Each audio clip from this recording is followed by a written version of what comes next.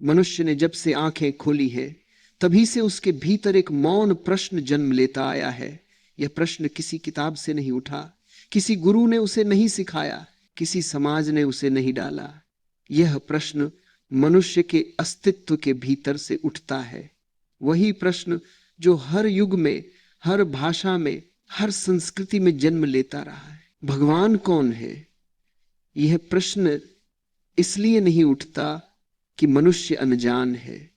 यह इसलिए उठता है क्योंकि कोई छिपी हुई पहचान भीतर कहीं चमकने लगती है, जैसे कोई भूली हुई स्मृति अचानक धड़क उठे।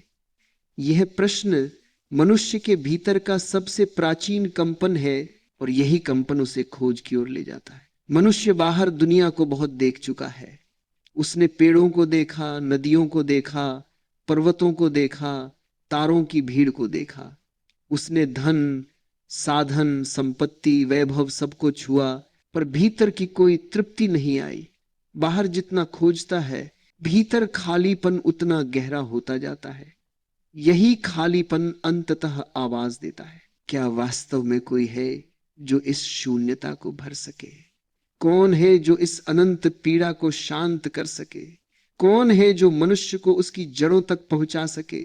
मनुष्य धीरे धीरे समझने लगता है कि बाहर खोजना व्यर्थ है, क्योंकि जो खोजा जा रहा है वो बाहर नहीं, भीतर छिपा है। मनुष्य जब भगवान को खोजता है तो वो अक्सर आकाश की ओर देखता है, मंदिरों की ओर देखता है, ग्रंथों की पंक्तियों में झांकता है।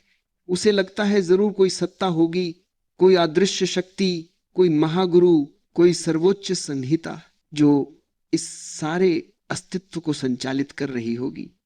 यह खोज गलत नहीं है, पर अधूरी बाहर की हर खोज आपको केवल द्वार तक पहुंचा सकती है। भीतर का प्रवेश आपको स्वयं करना पड़ता है। मनुष्य को ऐसा लगता है कि भगवान कहीं दूर है, अपने सिंहासन पर बैठा, कहीं ऊंचाई पर, किसी और लोक में। यही भ्रम हजारों वर्षों से मनुष्य को घेरे रहा, क्योंकि जब मनुष्य किसी को बहुत महान समझता है तो उसे बहुत दूर रख देता है। लेकिन सत्य का स्वाद कुछ और है। भगवान दूर नहीं है, बल्कि मनुष्य ही उससे बहुत दूर चला गया है। दूरी अस्तित्व ने नहीं बनाई, दूरी मन ने बनाई है। मन स्वयं को इतना केंद्रित कर लेता है कि उसे कुछ और दिखाई ही नहीं देता, और जब मन सिकुड़ जाता है तब वह अपने ही भीतर के दिव्य को देखने में असमर्थ हो जाता है। भगवान को समझने का पहला कदम है मन की सीमाओं को देखना। मन हर चीज को समझना चाहता है, पर मन की पहुंच छोटी है। मन गणना कर सकता है, तर्क कर सकता है, विश्लेषण कर सकता है, पर अनुभूति के लिए मन बेकार है। भगवान अनुभूति है, तर्क नहीं। भगवान मौन है, शब्द नहीं। भगवान अनुभव है, विचार नहीं। इसलिए जो लोग भगवान को सोचकर ढूंढते हैं वे और उलझ जाते हैं। सोच का स्वभाव ही उलझना है। वह गांठों को बढ़ाता है, खोल नहीं सकता। अनुभव का स्वभाव ही है खोल देना। जैसे कोई खिड़की अचानक खुल जाए और भीतर रोशनी भर जाए। मनुष्य को लगता है कि भगवान को जानना किसी उपलब्धि की तरह है, जैसे कोई पुरस्कार मिल जाए, कोई शक्ति मिल जाए, कोई वरदान मिल जाए। लेकिन भगवान को पाना कोई उपलब्धि नहीं है। यह मनुष्य के भीतर की परतों का हट जाना है। जब परतें हटती हैं तब जो बचता है उसे ही भगवान कहते हैं। वह कुछ नया नहीं है, वह तो पहले भी था, लेकिन मनुष्य उसे भूल गया था। जैसे बादल सूरज को ढांक लेते हैं और मनुष्य सोचता है कि सूरज खो गया। सूरज कहीं नहीं जाता, बादल आते जाते रहते हैं। मनुष्य के मन पर भी ऐसे ही विचारों के बादल छाए रहते हैं, इसलिए भगवान दिखाई नहीं देता। जब मनुष्य स्वयं को समझने लगता है तब उसे पता चलता है कि वह जैसा अपने को समझता है वैसा है ही नहीं। वह मुखौटों का एक ढेर है। समाज ने उस पर बहुत से ढांचे थोप दिए, ये करो, वह करो, ऐसा बनो, वैसा बनो, और मनुष्य उन सबको ओढ़ता गया। लेकिन उसके भीतर का सत्य इन सब के नीचे दब गया। जब तक मनुष्य इन सारे आवरणों को नहीं उतारता, वह भगवान को नहीं जान सकता। क्योंकि भगवान को जानने का अर्थ है स्वयं को जानना। दोनों अलग नहीं है। जो भीतर है वही बाहर भी है। जो पूरे अस्तित्व में फैला है वही मनुष्य के हृदय में भी धड़कता है। वही एक सूत्र है जो सबको जोड़ता है। उसी को कुछ लोग भगवान कहते हैं, कुछ परम, कुछ सत्य, कुछ आत्मा। शब्द अलग अलग हैं पर संकेत एक ही है। मनुष्य को लगता है कि भगवान कोई व्यक्ति है, जैसे कोई बुद्धिमान राजा, कोई सर्वशक्तिमान स्वामी, कोई आदेश देने वाला अधिपति। यह धारणा इसलिए बनी क्योंकि मनुष्य द्वारा समझी जाने वाली हर चीज व्यक्तित्व में ढल जाती है। मनुष्य को निराकार चीजें समझ नहीं आती। मनुष्य को ठोस रूप चाहिए, मूर्त रूप चाहिए। इसलिए उसने भगवान को भी रूप दे दिया, कभी किसी के जैसा, कभी किसी के जैसा। लेकिन रूप भगवान नहीं है, वह केवल आपकी सुविधा के लिए बनाई गई एक झलक है। जैसे कोई बच्चा चित्र बनाता है ताकि वह सीख सके, वैसी ही मनुष्य की मूर्तियां हैं। वे स्वयं भगवान नहीं है, वे केवल संकेत हैं उस दिशा के जहां मनुष्य को देखना चाहिए। भगवान को समझने का अर्थ है अस्तित्व की इस विराट समग्रता को एक साथ देखना। पहाड़ों की ऊंचाई, नदियों का कलकल, पत्तों की सरसराहट, हवा की सनसनाहट, इन सब में जो जीवन धड़क रहा है वही भगवान है। यह ब्रह्मांड एक अद्भुत संगीत है जिसमें हर कण, हर धड़कन, हर श्वास एक सुर है। और मनुष्य इस संगीत को तभी सुन पाता है जब उसका भीतर शांत होने लगता है। जब मनुष्य शांत होता है तब वह समझता है कि वही शांतता भगवान का पहला द्वार है। जितना मनुष्य शांत होता है उतना ही भगवान प्रकट होता जाता है। क्योंकि भगवान किसी मंदिर में बंद नहीं है, वह तो हर सांस में बह रहा है। मनुष्य को केवल इतना करना है कि वह अपने भीतर को खोल दे। मनुष्य जब प्रेम की अनुभूति करता है तब भी भगवान को छूता है, क्योंकि प्रेम मनुष्य की सबसे ऊंची अवस्था है। प्रेम में कोई स्वार्थ नहीं होता, कोई टूटन नहीं होती, कोई गणना नहीं होती। प्रेम विशुद्ध है और यही विशुद्धता भगवान की पहली झलक है। इसीलिए कहा गया है कि जिसे प्रेम का अनुभव नहीं हुआ उसे भगवान का अनुभव नहीं हो सकता। प्रेम कोई भावना नहीं है, वह एक दरवाजा है उस संसार का जहां मैं और तुम नहीं रहते। केवल एक लय बचती है जिसमें दो की सीमाएं मिट जाती हैं। भीतर उतरने के लिए ध्यान ही वह मार्ग है जो मनुष्य को स्वयं से मिलाता है। ध्यान का अर्थ है जागना, देखना, उपस्थित होना। जब मनुष्य बिना किसी विचार के उपस्थित होता है तो वह अपने भीतर की खाली जगह को महसूस करता है।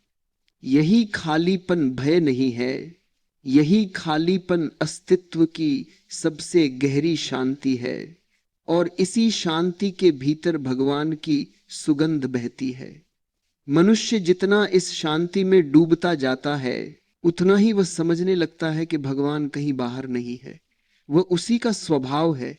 जैसे नदी का स्वभाव बहना है, जैसे दिए का स्वभाव प्रकाश है, जैसे फूल का स्वभाव सुगंध है, वैसे ही मनुष्य का स्वभाव दिव्यता है। लेकिन मनुष्य अपने स्वभाव को भूल गया है।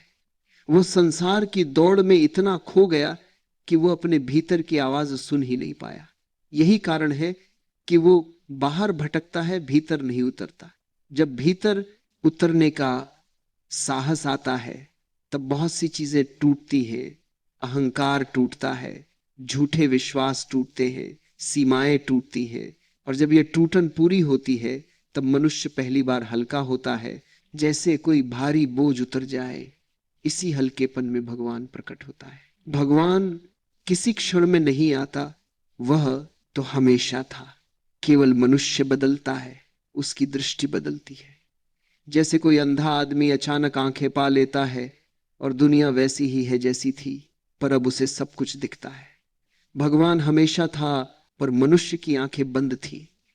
जब ये आंखें खुलती हैं तब पता चलता है कि सारा अस्तित्व वही है जिसे मनुष्य भगवान खोज रहा था। मनुष्य जब अपने भीतर उतरकर शांत होता है तब उसका मन धीरे धीरे पारदर्शी होने लगता है, और जब मन पारदर्शी होता है तब अस्तित्व का प्रकाश उसमें से झलकता है।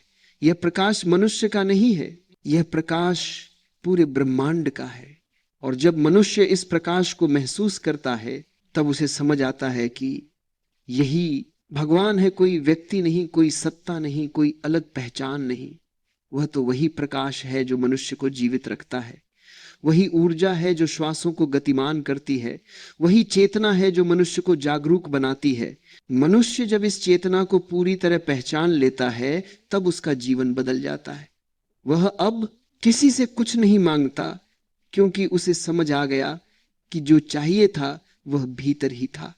वो किसी से संघर्ष नहीं करता, क्योंकि उसे पता लग गया कि सारा संघर्ष उसके मन का खेल था। वो अब किसी से तुलना नहीं करता, क्योंकि उसे समझ आ गया कि हर व्यक्ति अपना एक संसार है। वह अब संसार को जीतने नहीं जाता, वह सिर्फ जीता है स्वाभाविक रूप से, सहज रूप से, प्रेम से, शांति से। भगवान कोई कल्पना नहीं है, कोई विश्वास नहीं है, कोई सिद्धांत नहीं है। भगवान वह अनुभव है जो मनुष्य को तब होता है जब वह स्वयं से पूरी तरह मिल जाता है, जब भीतर और बाहर का विभाजन मिट जाता है, जब जीवन एक ही प्रवाह की तरह महसूस होने लगता है, जब हर सांस में आभार उत्पन्न होता है, जब हर क्षण में गहन सौंदर्य दिखाई देने लगता है। यह सौंदर्य भगवान का ही रूप है।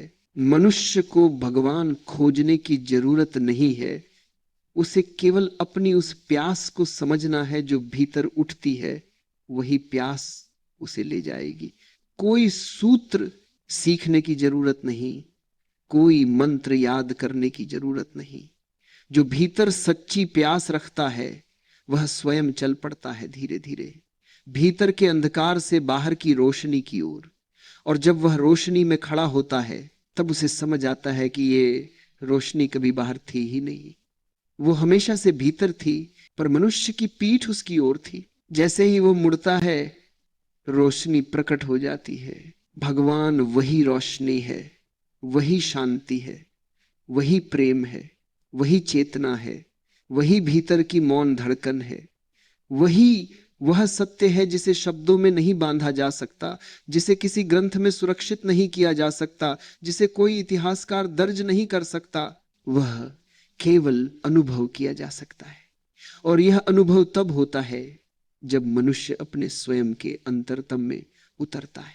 ये उतरना शुरू हो जाए, बस इतना ही काफी है, बाकी मार्ग स्वयं खुलता जाता है। अहंकार मनुष्य की सबसे बड़ी बाधा है।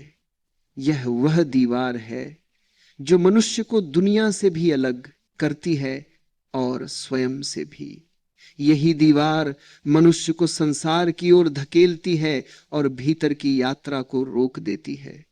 जब अहंकार होता है तब मनुष्य खुद को सबसे अलग, सबसे विशिष्ट, सबसे महत्वपूर्ण समझता है। यही विचार उसे भगवान से दूर कर देता है, क्योंकि भगवान वह अनुभव है जहां स्वयं का विचार मिट जाता है, जहां मनुष्य को यह महसूस होता है कि वो कुछ अलग नहीं है, वो उसी व्यापक अस्तित्व का एक हिस्सा है, उसी ऊर्जा का एक कण है जो अनंत काल से बह रही है। इस ऊर्जा को जितना महसूस करते हैं उतना ही अहंकार गलने लगता है। भगवान की पहचान बुद्धि से नहीं हो सकती। बुद्धि का स्वभाव ही है विश्लेषण करना, खंडन करना, जोड़ना, तोड़ना, तुलना करना। बुद्धि हमेशा द्वैत में जीती है, ये अच्छा है, ये बुरा है, ये सही है, ये गलत है, ये सुंदर है, यह क्रूप है। जबकि भगवान का अनुभव द्वैत के परे है, जहां अच्छा या बुरा दोनों नहीं रहते, जहां केवल उपस्थित रहना बचता है। बुद्धि जितनी मजबूत होती है उतनी ही मनुष्य की आंखें भीतर के सत्य से दूर हो जाती है। बुद्धि बहुत काम की है दुनिया में जीने के लिए, लेकिन भीतर के सत्य को जानने के लिए नहीं। भीतर के सत्य को जानने के लिए दूसरी आंख चाहिए, वो है जागृति की आंख। जागृति मात्र एक विचार नहीं है। जागृति का अर्थ है हर क्षण को पूर्ण उपस्थित होकर देखना, जब मनुष्य बिना किसी विचार के, बिना किसी निर्णय के, बिना किसी तुलना के सिर्फ उपस्थित रह जाता है, तब भीतर की ऊर्जा धीरे धीरे ऊपर उठने लगती है। यही ऊर्जा जब पूरी तरह साफ हो जाती है, तब वह एक ऐसे प्रकाश में बदलती है जिसे कोई साधारण मनुष्य अपनी साधारण आंखों से नहीं देख सकता, लेकिन जिसे महसूस किया जा सकता है। यही अनुभव मनुष्य को उस अंतिम सत्य से जोड़ता है जिसे हम भगवान कहते हैं।